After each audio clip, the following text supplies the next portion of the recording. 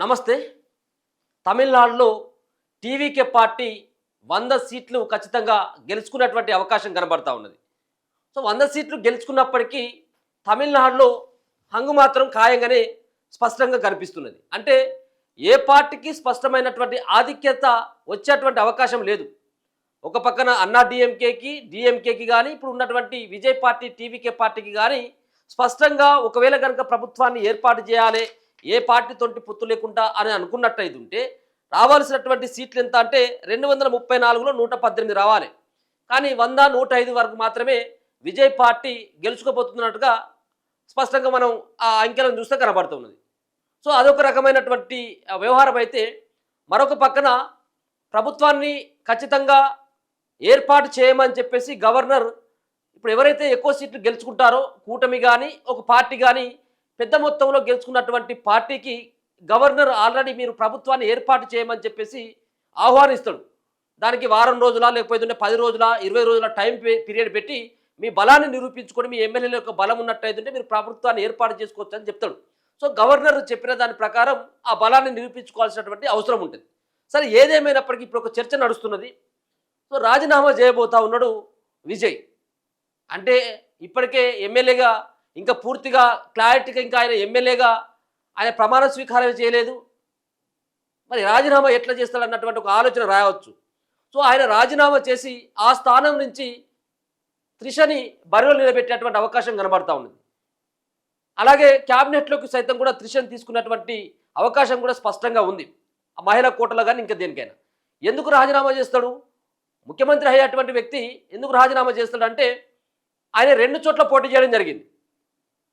విజయ్ 2 చోట్ల పోటీ చేసిండు. ఆ 2 చోట్ల ఒకటేమో పెరంబూర్, ఇంకోటేమో తిరుచి ఈస్ట్. సో ఈ 2 చోట్ల స్పష్టమైనటువంటి ఆధిక్యతతోటి ముందుకెళ్తా ఉన్నాడు. దరిదాపుగా ఈ 2 చోట్ల కూడా విజయ్ గెలుస్తాడు. మరి ఆయన ముఖ్యమంత్రి కావాలన్నా ఎమ్మెల్యే కావాలన్నా ఒక చోట గెలిస్తే సరిపోతుంది. కాబట్టి ఈయన గెలిచినటువంటి పెరంబూర్ ఏదైతే ఉందో మొదటి నుంచి కూడా ఇంట్రెస్ట్గా ఉన్నటువంటి నియోజకవర్గం ఆయనకు. పెరంబూర్లో ఎక్కువగా ఇష్టపడేటువంటి నియోజకవర్గం ఆయనకు. పెరంబూర్ని ఆ పెరంబూర్కి ఎమ్మెల్యేగా ఉంటూనే ముఖ్యమంత్రిగా ఆ రాష్ట్రానికి ఉంటుకుంటూ ఇప్పుడున్నటువంటి తిరుచి ఈస్ట్ ఏదైతే ఉందో తిరుచి ఈస్ట్కి ఆయన రాజీనామా చేస్తే ఆ ప్లేస్లో బరిలోకి త్రిషను దింపేసి ఆమెను క్యాబినెట్లోకి మంత్రివర్గంలోకి తీసుకున్నటువంటి అవకాశం అయితే స్పష్టంగా కనబడతా ఉంది. సో అది ఎప్పుడైతే ఎప్పుడు తీసుకుంటారు అనేది కొంత టైం పట్టొచ్చేమో, కానీ మొత్తానికి ఈ యొక్క పొలిటికల్ ఎంట్రీకి ఈ రాజీనామా చేసి ఆయన ప్లేస్లోనే త్రిషను పెట్టాలన్నటువంటి ఒక ప్రయత్నం చేస్తాను. సరే, ఆమెతో ఉన్నటువంటి రిలేషన్ ఎలాంటిదైనప్పటికీ కూడా సంబంధం లేదు. ఎప్పుడు కూడా ఆమెకు విజయ్కి మధ్యలో ఉన్నటువంటి సంబంధం గురించి రకరకాలైనటువంటి రూమర్స్ వచ్చినప్పటికీ ఎక్కడ కూడా బహిరంగంగా నాకు త్రిషకి ఎట్లాంటి సంబంధం లేదు, మా మధ్యలో ఎట్లాంటి అది లేదు అన్నటువంటిది ఎక్కడ కూడా విజయ్ ఇప్పటి వరకు కొట్టేయలేదు. అంతేకాకుండా విజయ్ పార్టీ గెలుపులో కూడా ఇక్కడ త్రిష కొంత సపోర్ట్గా ఉంటూ ఆ గెలుపులో కీలకమైనటువంటి ప్రచారం చేసి కీలకమైనటువంటి భాగస్వామిగా ఉందన్నటువంటి ప్రచారం కూడా ముమ్మరంగా ఉంది. సో ఆ సినీ గ్లామర్ కూడా ఆయన విజయంలో చాలా కీలకంగా పనిచేసేది అన్నటువంటి అది కూడా కనబడతా ఉన్నది. అంతేకాకుండా కాసేపటి క్రితమే త్రిష వాళ్ళ ఇంటికి వెళ్ళడం, విజయ్ ఇంటికి, దాని తర్వాత కొన్ని అంశాల గురించి మాట్లాడినట్టుగా కూడా తెలుస్తూ ఉన్నది. సో గతంలోనే కొన్ని వార్తలు వచ్చినాయి. త్రిష ఆల్రెడీ త్రిషతోటి అమిత్ షాని త్రిష కలిసింది.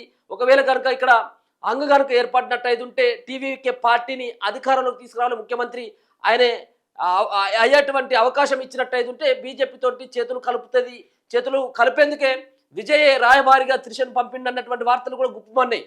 కావచ్చు రాజకీయాలలో ఎవరు కూడా ఊహించినటువంటి పరిణామాలు చాలా కొనసాగుతూ ఉంటాయి.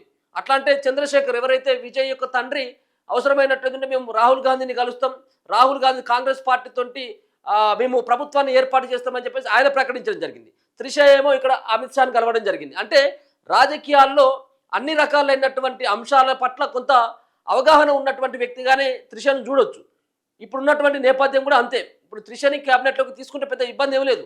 అంటే ఒకే ఫ్యామిలీలో ఇద్దరు ఎట్లా ఉంటారు, ఆయన ముఖ్యమంత్రిగా ఉంటే ఇది కూడా వస్తూ ఉన్నది కదా. ఆయన ఈమెను పెళ్లి చేసుకోబోతా ఉన్నాడు. విజయ్ ఆల్రెడీ వాళ్ళ భార్యతోటికి విడాకులు ఇచ్చడం జరిగింది. ఈమె గురించే విడాకులు ఇచ్చింది కాబట్టి ఈమెను పెళ్లి చేసుకోబోతా ఉన్నాడు అనేటువంటి వార్తలు కూడా వస్తూ ఉన్నాయి.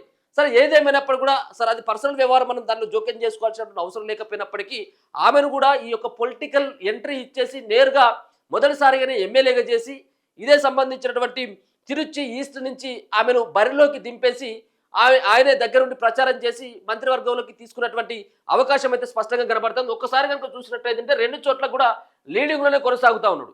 ఇప్పటికీ 14 రౌండ్లు పూర్తి కావడం జరిగింది పెరంబూరు నుంచి. ఈయన ఏదైతే బాగా నమ్మిండో పెరంబూరులో అయితే మనం గెలుస్తామని చెప్పేసి నమ్మినటువంటి విజయ్కి ఇప్పటికే 34,744 ఓట్ల మెజార్టీలో లీడ్లో ఉన్నాడు. సమీప అభ్యర్థి కంటే ఇంకా 34,744 ఓట్లు ఎక్కువగా జోసెఫ్ విజయ్కి రావడం జరిగింది. ఇక్కడ దరిదాపుగా ఆల్రెడీ ఖాయం అయిపోయినట్టేగా ఇక్కడ ఈ స్థానాన్ని ఆయనే ఇక్కడనే ఎమ్మెల్యేగా కొనసాగుతూ మరో నియోజకవర్గం అయినటువంటి తిరుచి ఈస్ట్ ఏదైతే ఉందో తిరుచి ఈస్ట్లో ఇప్పటి వరకు 13 రౌండ్లు అయిపోయినాయి.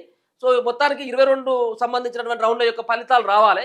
ఇప్పటికీ దీంట్లో 17,733 అంటే దానికంటే దాంట్లోనేమో దరిదాపుగా 34,000 చిల్లర ఏదో ఉంటే దీంట్లో 17,000 వచ్చినాయి. అంటే మనం చూసుకున్నట్టయితే ఎక్కువగా అక్కడ ఉన్నటువంటి పెరంబూరు ప్రజలే ఎక్కువగా ఆయనకు ఓట్లేసినట్టుగా తెలుస్తూ ఉంది. కాబట్టి ఆ పెరంబూరు ఆయన నేతృత్వంలో ఉంచుకొని ఇప్పుడు ఈ యొక్క తిరుచి ఈస్ట్లో ఆయన పూర్తిగా రాజీనామా చేసి ఈ ప్లేస్లోనే ఆమెను త్రిషని దింపాలన్నటువంటి ప్రయత్నం చేసి మంత్రివర్గంలోకి కూడా తీసుకున్నటువంటి అవకాశం అయితే స్పష్టంగానైతే కనబడతా ఉంది. చూస్తూనే ఉండండి మన తొలి వెలుగు.